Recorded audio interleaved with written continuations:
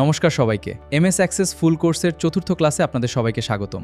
আগের ক্লাসে আমরা স্টুডেন্টস টেবল তৈরি করেছি এবং ফিল্ড নেম, ডেটা টাইপ ও প্রাইমালের মধ্যে বাস্তব ডেটা এন্ট্রি করব। আজকের ক্লাসে আমরা শিখব ডেটাশিট ভিউ কি, রেকর্ড এবং ফিল্ড ডেটা এডিট করতে হয় এবং কিভাবে টেবলের ডেটা এছাড়াও আমরা প্র্যাকটিক্যাল হিসেবে স্টুডেন্ট রেকর্ড এন্ট্রি করব। প্রথমে আমরা আমাদের স্টুডেন্ট ম্যানেজমেন্ট ডেটাবেস ওপেন করব। ন্যাভিগেশন পেইন থেকে স্টুডেন্টস টেবলে ডাবল ক্লিক করব।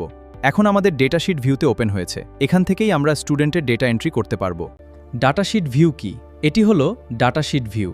এখানে কলমগুলোকে ফিল্ড বলে, রোকে রেকর্ড বলে। এখানে স্টুডেন্টের তথ্য থাকবে। ধরুন আমাদের রোশানের মতো একজন স্টুডেন্টের যে রোতে রয়েছে, সহজভাবে মনে রাখবেন ফিল্ড হলো তথ্যের ধরন বা কলম আর এন্ট্রি বা রো। এবার আমরা প্রথম স্টুডেন্টের ডাটা এন্ট্রি করব। প্রথমে স্টুডেন্ট নেম ফিল্ডে নাম লিখব, এরপর অন্যান্য তথ্যগুলো এন্টার করব। স্টুডেন্ট আইডি যেহেতু অটো নাম্বার, তাই এটি অ্যাক্সেস নিজে থেকেই তৈরি করবে। লক্ষ্য করুন আমরা স্টুডেন্ট আইডি নিজে লিখিনি, কারণ স্টুডেন্ট আইডি ফিল্ডের ডেটা টাইপ ছিল অটো নাম্বার। অ্যাক্সেস অটোমেটিক্যালি প্রথম রেকর্ডের জন্য একটি আইডি তৈরি করেছে, নতুন ইউনিক আইডি অটোমেটিক্যালি তৈরি হবে। এবার দ্বিতীয় স্টুডেন্টের ডাটা এন্ট্রি করব। নিচের নিউ রেকর্ড রোতে ক্লিক করব, এরপর নতুন স্টুডেন্টের তথ্য এন্টার করব। এভাবে একের পর এক নতুন রেকর্ড তৈরি করা যায়। এবার আমরা 20টি রেকর্ড এন্ট্রি করা দেখব।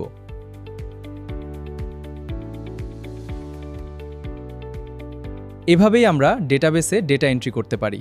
চিন্তার কোনো কারণ নেই। যে সেলটি পরিবর্তন করতে চাই, যেমন কোর্সের নাম ভুল থাকলে সেই সেল সিলেক্ট করে সঠিক কোর্স লিখে দেব। রেকর্ড ডিলিট করা যায় অ্যাক্সেস ডিলিট করার আগে, তাই কোনো রেকর্ড ডিলিট করার আগে অবশ্যই নিশ্চিত হয়ে নেব যে আমরা সঠিক রেকর্ডটিই ডিলিট করছি।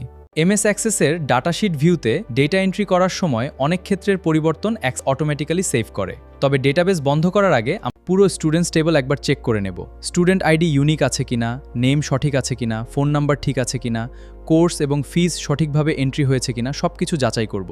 এবার আপনার প্র্যাকটিক্যাল এক্সারসাইজ।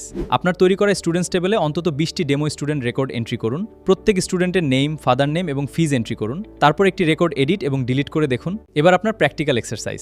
আপনার তৈরি করা স্টুডেন্টস টেবলে অন্তত 20টি ডেমো স্টুডেন্ট রেকর্ড এন্ট্রি করুন। প্রত্যেক স্টুডেন্টের নেম, ফাদার নেম এবং ফিজ এন্ট্রি করুন। তারপর একটি রেকর্ড এডিট এবং ডিলিট করে দেখুন।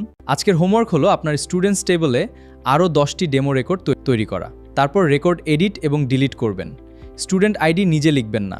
আজকের ক্লাসে আমরা ডেটা এন্ট্রি, ফিল্ড, রেকর্ড এবং ডিলিট শিখলাম। পরবর্তী ক্লাসে আমরা নির্দিষ্ট স্টুডেন্টের তথ্য খুঁজে বের করব। ধন্যবাদ। দেখা হবে ক্লাস 05-এ।